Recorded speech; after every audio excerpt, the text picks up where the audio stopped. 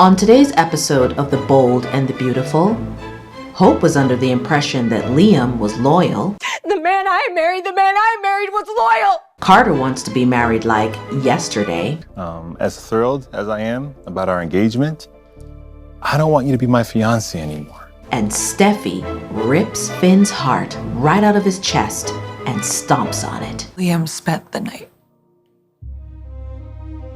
Hey everyone, it's Monday, January 11th, 2021, and it's time for another Bold and Beautiful episode recap. I'm your host, Keisha Chantal, aka all the seats that Zoe needs to have because she is too busy being pressed over what Zende is doing with Paris. I wonder what's going on between Paris and Zende. Sis, you got a man. His name is Carter, not Zende. It's still the longest day ever. So let's get back to picking up the trash that's littered all about Hope's backyard shack, shall we? How could you do this? We have a family, we have Beth, we have Douglas. The man I married was loyal! These hoes ain't loyal. Oh, which man is that, Hope? Is that this man? The one that kissed Steffi back in January 2020? He was faithful, he was respectful to me and our marriage and our life together. Oh, my bad. Wrong guy. It's this guy, right? The one who was so pressed over Steffi dating and moving on with her life that you had to gather him like a loose ponytail and tell him what's up and remind him he was married? That guy? You continuing to not just let her move on, that is affecting our relationship. Still not him? Then which guy is he? Hashtag expose him, girl. We are looking because I don't know which guy you're talking about. The guy that's loyal. Where he at? I wish I could take that night back. I wish I had confronted Thomas and realized my mistake. I would have never kissed Thomas! Not yet.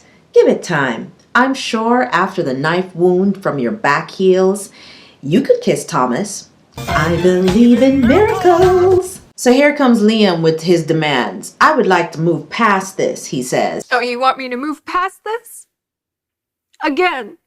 Liam goes back to begging Hope, saying, please don't let me go back to having destroyed our lives. And I'm like, fool, you didn't ask for her opinion when you ran back over to Steffi and climbed on top of her. You didn't ask for Hope's input then. You didn't say, hey, wife, could you not let me destroy the wonderful life that we have together? No. You didn't ask for her opinion then, so don't ask for it now. Keep the same energy. I regret everything about that night. Everything, starting with thinking that you would ever kiss Thomas, ever. Liam then says to Hope that he's not trying to justify his actions. But after he says that, guess what he does? Bingo, tries to justify it. I was losing it. I needed an anchor. Something familiar. And I tell you what's giving him that impression. It's that damn portrait on the wall, okay? To him, that's a big green light to let him know that anytime he feels like he's insecure and he needs validation, he can just slip in through the front door and carry on with his bullshit. I tell you what Steffi needs to do. She needs to draw a perimeter around her 2-room Malibu mansion and put up a big sign that says no trash beyond this point. Problem solved. If you're tired of tomfoolery and you need a little break, let's head on over to Forrester and see what those cutie patooties are up to. Yes, I'm talking about Zende and Paris. What do you say we make it official? What exactly? You coming to work here. I'll have Ridge make you sign a contract if I have to. Is Zende HR? I tell you, all the benefits of working for a family company. Screw protocol, screw paperwork. What I say goes, you're hired. And it'll be airtight. Carter will draw it up and he doesn't do loopholes. Carter doesn't do loopholes, huh? Good one, Zende, because I remember about 3 years back where he forgot to cross some T's and dot some I's that led to Lizzie's adoption being an open-ended situation. I don't get it. We signed these adoption papers ages ago. I know, but there were some clerical issues, so Carter just drew up a new set. I thought it was finalized. Due to a clerical error, but really it was Carter forgetting to file shit. Loophole my ass. Telling you, you have to take this job. Your life is going to change in ways you can't even imagine. Plus, you get to hang out with me. I wouldn't be mad at that. But he forgot right there in the contract, something that I'm sure she's not anticipating is a lot of salt and shade from her big sis. It's coming. It's coming.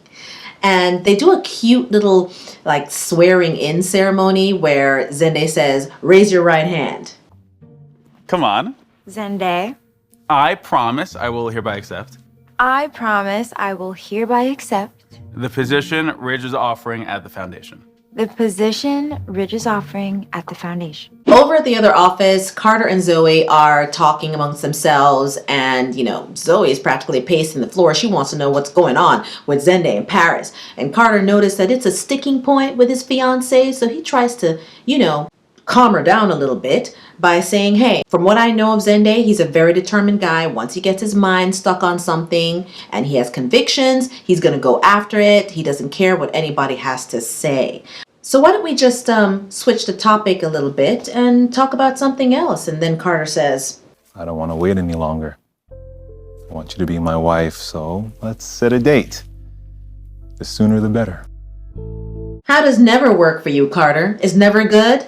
I mean, weddings take time to plan. I can do it right now. Or we can grab a Forrester, Brooke or Quinn. They can fast track a wedding like nobody's business. Don't you want to savor the journey? Savor the journey? Girl, we're not talking about a snack, okay? We're talking about a full 5-course meal. This is not the time to savor anything. It is time to dig in and be well fed. You better quit playing before your ass get left alone.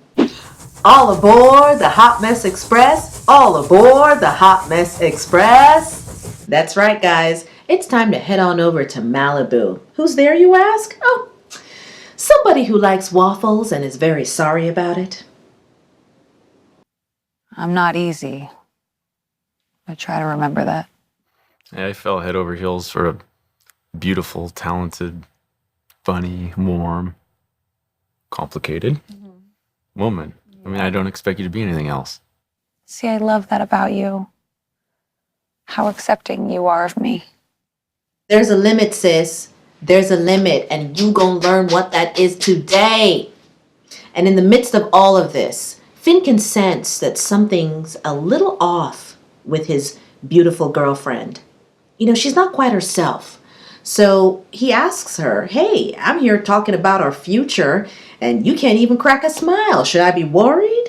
And Steffy is quite uncomfortable. It's very visible because she's getting ready to crush Finn's heart into a million tiny pieces. And I just want to fight her. Damn. Liam came over and we started drinking and Finn, we kissed. What, you and Liam kissed? Well, it sure ain't the picture that she kissed or some other guy, but I can understand, Finn, that she threw you for a loop. That was the last thing that you were expecting. Am I right? According to you, you were giving it to her good, loving her down 2-3 times a week, proper. And you didn't expect sis to tell you that she was climbing back into the trash can. The disrespect. I am disgusted. I'm disgusted for you. Is that it? You had me a little scared for a second. I don't like it. That's all that happened. Right? No. Damn. I felt that in my heart. I mean, you saw him like literally trying to control himself. He is shooketh, okay? And I just want to hold him and say, Finn, it's gonna be all right. You don't need her. You got me, Finn. You got me. You got all of us, because there are so many women that have just been lusting and thirsting over things. Lusting and thirsting over Finn. I mean, he has no shortage of replacements. Liam spent the night.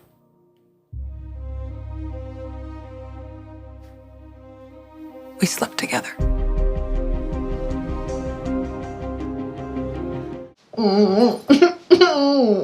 Why can't we have nice things? Why? I know I deserve it.